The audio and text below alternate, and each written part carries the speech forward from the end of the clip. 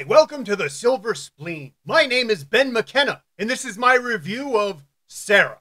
Herman Yao directed this movie, which got a lot of attention even before its release. After all, it's a Category 3 film starring Charlene Choi in a story involving prostitution. I was looking forward to seeing this movie, if for no other reason than to see what it was like. Herman Yao is one of my favorite local directors, and I always say it's nearly impossible for him to make a bad movie. But I have to be honest, I didn't really enjoy Sara, though the direction of the movie is the least of my problems. The story spans 15 years in the life of Sara, played by Charlene Choi. The movie opens with a brutal, depressing scene in which Tony Ho once again proves that being sleazy isn't easy. He just makes it look that way. It's one thing to be a child molester, but Tony takes it to another level with an impressive display of technique. Just because you're a sexual predator doesn't mean you have to be clumsy at it. Screenwriter Erica Lee also has a small role as the world's worst mother.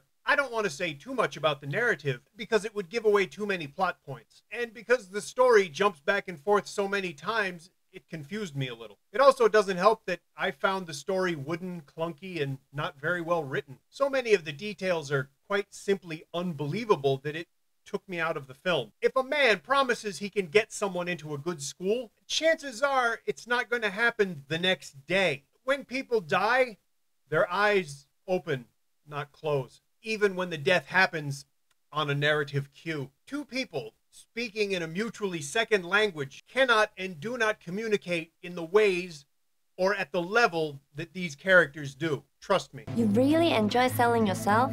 According to an article I read, the scriptwriter did 4 weeks of research and spent 2 weeks writing the movie. This may be why the film's examination of Thailand's sex industry seems shallow, banal, and little more than a plot device.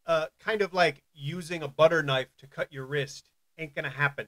And I feel bad saying those things because Erica Lee has written a number of films that I really enjoyed, like Split Second Murder, My Mother is a Belly Dancer, and the 2 Ip Man movies that Herman Yao directed.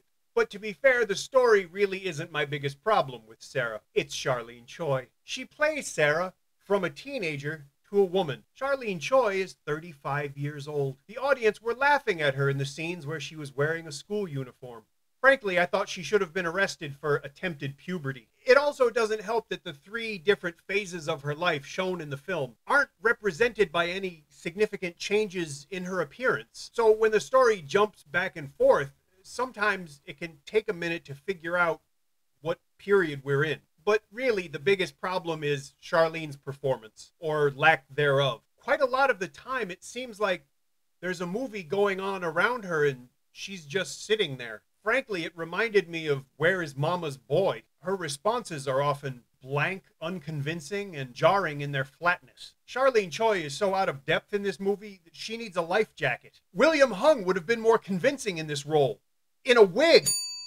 The only time Charlene Choi is convincing in this movie is when she's acting like a petulant teenager. And in that part of the narrative, she's already 22 years old. Look, I'm not saying Charlene Choi can't act. I've seen her do it, and she can act well. I just didn't see very much of it here. Sara is apparently Category 3 for nudity and language and sexual content, but it may have also gotten that rating because Charlene Choi's performance is just fucking awful. If you see Sara, you'll know what I mean when she throws the watch. Her performance is especially a shame because without her, I think Herman Yao could have made a better movie. I wanted to like this movie. I like Herman Yao. I enjoyed Simon Yam's performance. He was his usual dependable, understated self. And he turns in a performance that touches on all the right notes. And like so many other Herman Yao movies, there are moments of guilty hilarity, like the thing I mentioned about Tony Ho. I shouldn't have laughed, but I did. I was also happy that the queen of cameos has a small role. So if you watch the movie, make sure to play Where is Jane Wong? But most of the time, you'll be watching a movie with a big blank space in the middle of it where the protagonist should be.